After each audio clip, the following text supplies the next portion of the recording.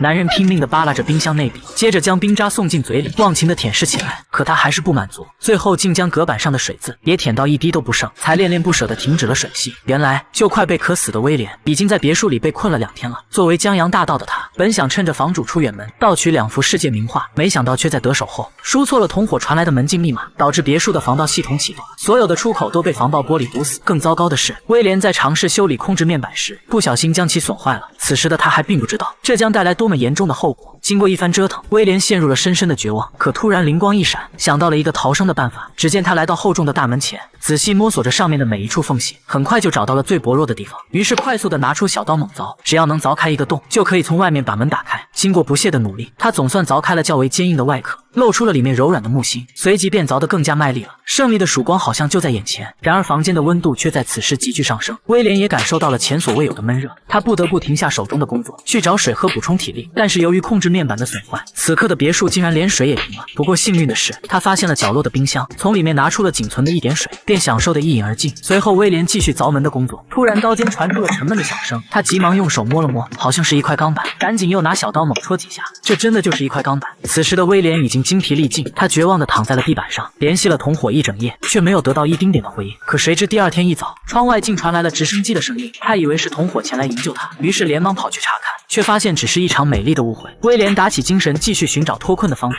可他现在身处80层的高楼，所有出口都已经被防爆玻璃堵死，想要出去真是难于上青天。他想鼓起勇气报警，可电话那头却没有任何声响，就连旁边的电脑也是毫无用处的摆设。此时的威廉就像一只笼中的小鸟，被困其中无法动弹。然而命运却打算继续捉弄他，房间的温度还在不断升高。此时的他实在是太渴了，随即捧起水池里的水，可刚一入口就吐了出来，里面充满了化学试剂的味道。他又来到了水龙头的旁边，可依旧流不出一滴水来。他甚至还想到了马桶里的污秽，但是经过激烈的思想斗争，最终还是没有勇气去尝试，于是便只能舔舐冰渣解渴。就在他精神快要崩溃时，一个意外的发现让他又重新燃起了希望。一个看似普通的吊灯，此刻却成了男人活命的唯一希望。威廉正痴痴地盯着他，准备实施一场脱困计划。他先是搬来了房间里的一些家具，接着又割断了椅子上的绳条，将这些物件牢牢地捆绑在一起。经过几个小时的努力，终于一个加长版的梯子就做好了。可就在他爬上去准备伸手时，却发现与中央通风管还相隔甚远。而计划失败的威廉此刻比死了还难受，因为他现在已经被诡异的别墅折磨了3天3夜。由于在偷盗的时候意外破坏了别墅的门禁中控面板，导致空调的温度不断升高。更糟糕的是，连最重要的供水也被切断了，这就让房间变成了一个大蒸笼，蒸得人头昏脑胀。他一直在寻找出口，但看着这些由防爆玻璃做成的窗户，威廉也是束手无策。就在他焦头烂额的时候，意外发现了这个中央通风管，但很明显，对于现在的威廉来说，这将是一个长期而艰难的工程。如果再没有水喝，他不知道还能坚持多久。但就在第二天，艰苦的生活迎来了转机。他用工具撬开了紧紧被锁住的冷库，在里面发现了为数不少的干粮，甚至还有一块大排骨，这已经足够他支撑好几天了。还没等威廉反应过来，门外竟意外地传来了水声。顺着声音的方向，威廉立即趴进了植被区，拼了命地把喷头的水吸进嘴里。随后他还舒服地躺了进去，利用这些水来给身体降温。等到喷水结束后，他就像一个疯子一样哈哈大笑了起来。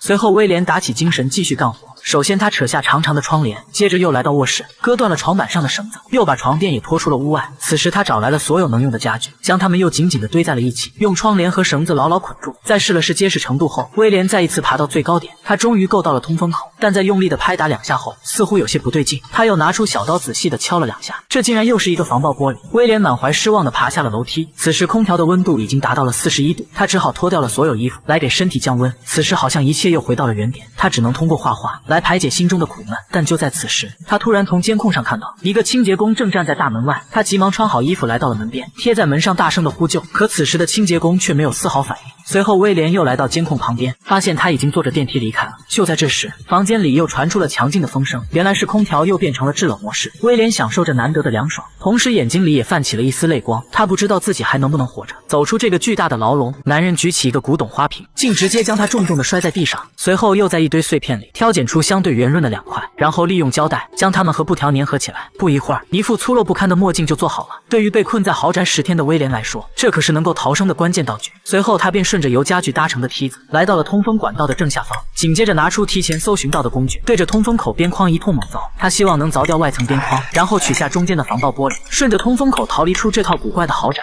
此时凿掉的碎渣不停地落在威廉脸上，好在有墨镜的保护，才能继续睁着眼睛干活。但就在这时，凿出的缺口里竟露出一颗螺栓，随后他用手使劲拧了拧，但是却丝毫不动。此时威廉的心中有了不好的预感，于是立即拿小刀撬掉了整个的外侧边框，里面竟还埋藏着12颗相同的螺栓。这使威廉急得抓耳挠腮，他立即开始翻找房间的每个角落，希望能找到一个扳手拧开螺栓。但这套诡异的豪宅里竟然连一个像样的工具都找不到。此时的威廉陷入了深深的迷茫之中，甚至还变得有点神经质，竟祈求窗外的鸽子去帮他传递救命的信息。2天很快过去了，威廉好像放弃了生的念头，只想一心等死。但直到这天晚上，威廉做了一个奇怪的梦，或许是求生的潜意识作祟，他梦到了自己登上一个梯子，随后便看见了代表希望的大门。从梦中清醒的威廉眼神里重新充满了希望，他又在积极思考逃生的方法。天刚刚亮，威廉就拆下了一条椅子腿，随后在顶端用铅笔描出罗姆的轮廓，顺着描边用小刀刻出一个凹槽，紧接着用这个简易扳手卡住螺栓。可惜天不随人愿，随着威廉胳膊的扭动，简易扳手承受不住过大的压力，竟然瞬间就裂成2半，掉落在了地上。但是这并没有使威廉退缩，紧接着他转换了思路，不在上面刻凹槽，而是挖出了一个圆洞。随后威廉又爬到了通风口下，使出浑身力气拧动扳手。功夫不负有心人，一颗螺母终于被取了下来。这次的成功使威廉充满了干劲。接下来的日子，他没日没夜的做扳手，一颗又一颗的将螺母取下。终于在吃完房间里最后一个罐头后，威廉取下了第12颗螺母，随后也拿下了中间的防爆玻璃。威廉终于成功的逃了出去。